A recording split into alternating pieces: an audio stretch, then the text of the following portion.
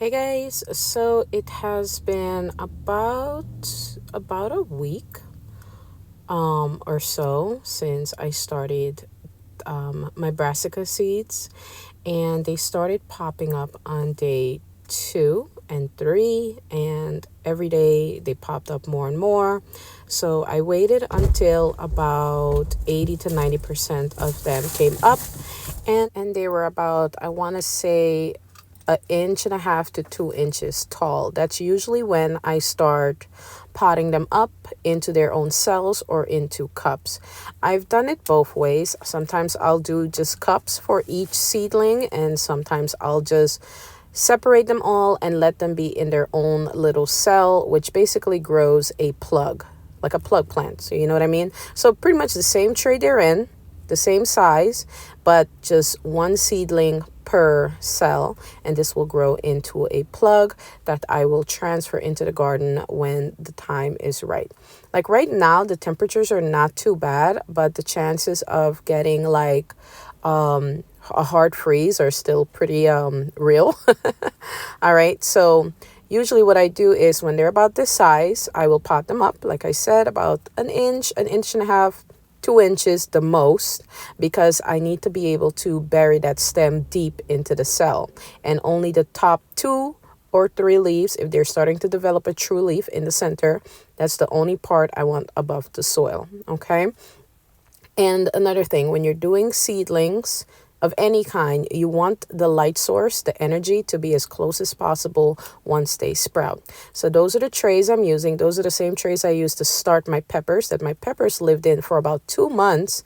And I'm just reusing them because I don't throw my trays away. And this is my soil mix. It's a mixture of cocoa coir, perlite, and about 2 bags of seed starter mix, because I needed the soil right away and I just didn't want to wait a few days for the cocoa coir to show up in the mail. By then, my seedlings would be a little too big for my liking when I'm ready to transfer them. So I like to transfer them when they're just about to develop their true leaf. So those first 2 leaves that pop up, those are not the true leaves. Those leaves will actually feed the seedling as it grows its true leaves, which the true leaves will come out of the center of those 2 leaves. Okay. And then eventually those little leaves will fall off. And then at that point, I will start feeding my seedlings when I'm watering them. So I use a water soluble fertilizer to feed them. Okay, so this is pretty much how I fill my trays. In this tray, it has 72 cells. So 72 plants will be in this tray alone. And I plan on keeping the seedlings in my upstairs loft, because that's usually where I do my seedlings, my starts. It's the warmest place in the house because heat rises. And yeah, it's just the best part of the house for me to do my setup where it doesn't look chaotic in the rest of the house, and I kind of get to be away from like the rest of my family. Nobody gets to like mess with my plants or anything like that. So what I do is I use this little tool here. You don't have to use this. You can use a butter knife. You can use a plastic knife. You can use a regular knife. You can use whatever you have. You can use a plastic spoon or a regular spoon to pop the seedlings out like this. And what I do is I gently separate them with my finger. I do not put my seedlings in water because I like to hold on to as much soil as possible that's on their roots. I just don't like them to be completely bare and naked because they're holding on to that soil for a reason. So I don't want to like rinse it all off. I feel like that just puts the seedling into shock, and that's just my opinion with my starts. If you prefer to do that, that's completely fine. But you see how I pull this apart so gently and so easily, and it has all that soil on its root system. Imagine just washing that all off, and then now the seedling is stressed out because it doesn't have that soil, the little bit of nutrition that was in that soil anymore. So now I gotta find the energy to kind of get it back from its surroundings. And I feel as though this causes seedlings to have transplant shock when you're doing them, especially this small. Okay, if you have transplant shock, you'll notice it within 24 hours of transferring your seedlings, which I did check them today, about a day after I did this, and everybody is up, awake, alert. Nobody looks floppy or like they've been through it. So this is pretty much what I do. So you see how long the stem is? And I bury most of that stem. So as this seedling is developing its true leaves, and like I said before, you want the light to be as close as possible. I prefer about 4 inches above my seedlings. 6 inches is kind of pushing it, but 4 inches is pretty good. Okay, you want the plant to focus on developing those true leaves and developing a really nice root system. Okay, most of those roots will actually develop on the side of that stem. As that stem starts to grow bigger and thicker, as the little seedling is growing its true leaves on the top, roots will come out of the side of that stem, helping create a stronger, healthier start or plug. That's in gardening, that's what you call starter plants, like transfer plants. You call them starts because you're starting your garden with these little starts, or you can call them plugs because you kind of plug them in the hole when you make, the little holes for them. Okay, so you see most of the stem is below the soil and just the 2 top leaves are on top. This is why I try to do this before the seedlings stretch too much, because then you kind of have to start over. I'll start over. Once a seedling is stretched past 2 inches, I just start over. I just start over. I personally feel like it just makes a very weak start. So I start over. The seedlings will pop up in about 2 to 3 days. No problem. Okay. Brassicas, which you pretty much call this group of plants. It's your kales, your collards, your cabbages, your cauliflowers, your Brussels sprouts, your broccolis. All of these are brassicas. That's the family, brassica family. And they're pretty much forgiving for the most part.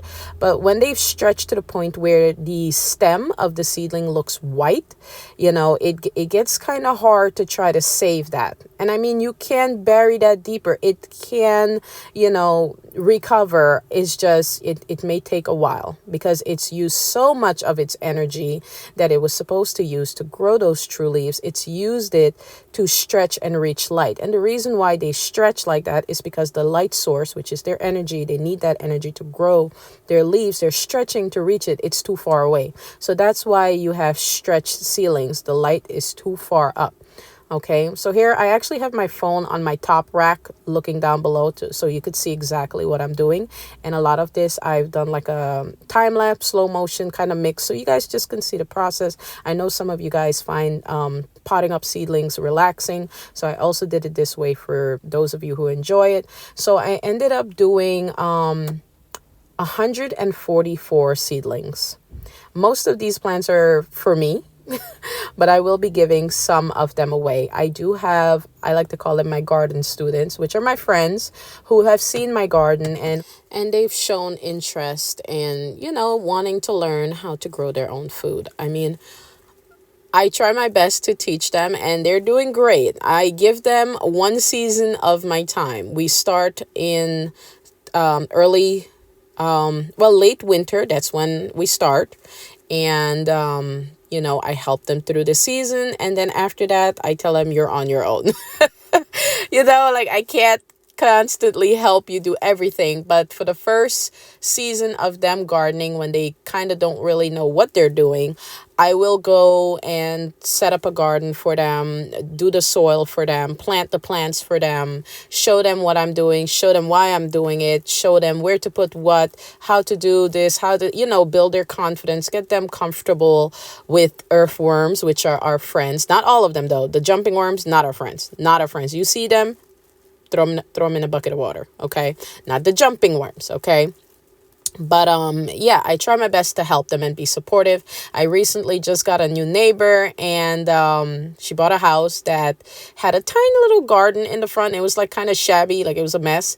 And, me and her became friends and I told her, I said, maybe you might want to start a garden. And she's like, yeah, totally. So I drew out a plan for her to have her husband make her a garden with pallets, because my garden has pallets as its fence, and he did an amazing job making her a nice size rectangular garden with pallets, and he made a beautiful bed on the inside. If I have a little picture or a clip of it, I will put it in in here so you guys can see.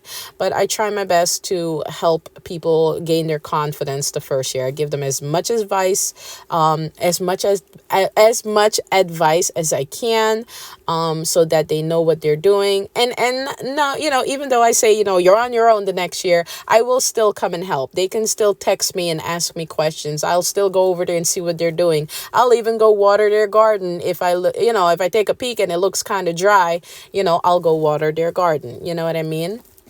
But yeah, I'm glad you guys are showing interest in this, because this is a big part of my life. I am from a South American country. My family is from Guyana, but I was born in Suriname, but I was raised Guyanese. It's kind of like, other people who live in America, but they were born somewhere else, but they still hold on to their country. Similar to that, because some people act very confused. They're like, how are you Guyanese, but you're born in Suriname? That's how. Some of you don't really hear me talk with my accent, because there's some people who think everyone who talks like that is from Jamaica. No offense to Jamaicans. I love my Jamaicans, but not everyone with an accent like that is from Jamaica, which, I wish the schools in the U.S. can teach people that more than Jamaica has that type of an accent. Okay, there's so many islands and countries on continents that have that accent. You understand what I say? But I'm glad you guys are showing interest in this. This is a big part of my life. I've been gardening since I was a child. I've grown up with all kinds of amazing fruit trees, mango trees. I think you guys call it a bilimbi tree. We call it sorrel tree, or birambi, which is the Suriname name for it. It's like a sour pickle tree. Oh my God, my mouth is watering right now even thinking about it. It was pickled when I was a child with the flowers off the tree, and it would turn the pickle juice like a pink color. Absolutely delicious. The dishes. My mouth is watering and I can't even talk. Anyways, let me stop. But I grew up in a country that my backyard was the Amazon forest. I had mango trees. I had monkeys. I had toucans living in a tree next to my house. In the morning, I would wake up and there would be toucans there. I would have monkeys on my roof. I would have parrots and parakeets. And sometimes, you'll see a boa constrictor every now and then. That's, South American, life. But now living in the U.S., I've had to get accustomed to this non-tropical weather here in the northern states. I've had to learn how to navigate having a short growing season. I believe I have about 120 plus days for like nice warm weather. And then I have about two parts, like the beginning of spring and like the early part of fall, where I can grow cool weather crop. So it did take some time for me to kind of figure it out and make it work for me. My peppers, I start them either in December or January. This year I started them in December, and I did post an up potting video for them. You can go check that down below in the description box, or I'll put it in the comment section. And yeah, I have a garden journal, which is really, really helpful. If you are in a northern state and you're trying to stay organized, or you have a lot of seedlings going on like me, get yourself a little book and write down what you are doing, what you've started, where you need to put it. Draw out a like a outline or whatever, a picture of your garden layout. Lay everything out, so this way when it's time for our little baby plants to move out and go into the world, which is the garden, you know exactly where everything will go. Okay, but yeah, these little babies will stay inside for about 4 weeks. We're in the beginning part of March, so they will go out into the world in about, well, I'm going to start hardening them off in about maybe 2 to 3 weeks. It depends on how big their true leaves are. So I will do an updated video in about a week or so, showing you the progress of their growth. And then when it's time to harden them off, I'll, post a little video about it. Maybe in the shorts, I'll post a little video about it. So make sure you check the shorts, YouTube shorts that I post, so you can, stay up to date with what I am doing with the seedlings. because, sometimes it's just easier to make a quick short instead of making a whole video like this. Okay. But yeah, as you guys could see, it is super easy to grow your own food. And if you're like, oh, I want to grow collard greens are part of the brassica family. I know collard greens are very, very popular here in America, especially in the southern states for like southern style home cooking, etc. Collard greens are brassicas. You grow them the same exact way. Once they pop up, you put them in the soil just like this. You wait about 4 weeks and start hardening them off, which is the process of bringing them outside into the world. Let them get a little bit of sunshine. Let them get a little bit of wind. Let them, get used to outside, but you don't leave them out there. So hardening off usually takes about a week or so. And you leave them out for about 20 to 30 minutes at a time. Preferably do not put them in full sun right away. When I harden off my seedlings, I like to do it in the morning when the sun is rising, so the seedlings don't get like a shock of sunlight all of a sudden, because the sunlight is definitely stronger than my grow lights. So if I do it in the morning while the sun is rising, they get acclimated. They get accustomed to the sun coming up, to the different strengths of the sun's light. If it's raining, I will put them out. That's part of hardening out. They got to get used to the outside rain. If it's windy, I will put them out. Give them about 10-20 minutes if it's windy, depending on how windy it is. If it's like crazy windy, they get 5 to 10 minutes. If it's like moderate windy, I'll just leave them out there for about 20 minutes. So hardening off is basically getting them accustomed to the outside environment. Okay. And here is the best trick I can ever share with you, is to put sand on top of your soil. When I put the seedling in, you notice I put my fingers around the seedling. I gently press down. When I press down, this creates a 1/4 inch space in the cell. That space I fill with sand. Fungus gnats like to lay their nasty eggs on moist soil. Okay. They like moist, wet soil that has fungus growing on it. You know what I mean? So what I have in the tray right here, they love that. So now that the babies are transferred into their own cells, they will get sand, and this is protection for them. I also use mosquito bits or mosquito dunks in my watering jug. I'll put a link down below to that. It is a biologic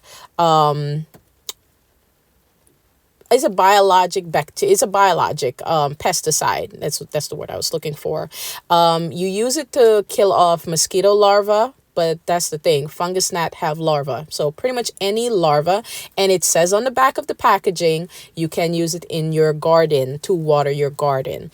So I had a whole argument with another gardener about this, but they made no sense. It's just some gardeners feel as though they can control what other gardeners do. I will never share something harmful with you. Please understand that, okay? But the biologic, basically, it's a type of bacteria that the larva, they eat the bacteria, because when you water the plants, and bottom water only, when you water the plant will absorb that water with the bacteria in there. And if the fungus gnats are in the seedling, if they're in the root system of your seedling, that water with that bacteria is going to go into go around the roots.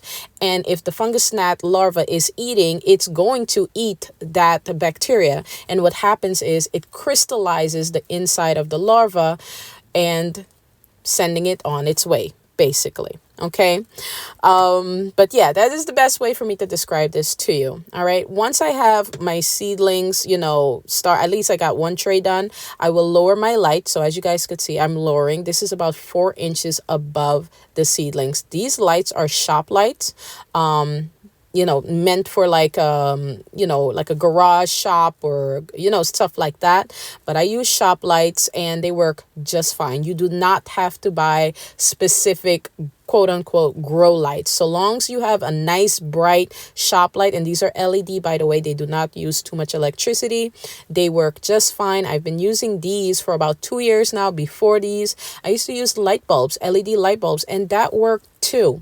Okay, you don't have to buy a whole bunch of expensive equipment to do any of these things. Okay, but I hope you guys enjoyed the video. If you did, give me a like and subscribe to this channel. I'll see you very soon in another video. Bye, guys.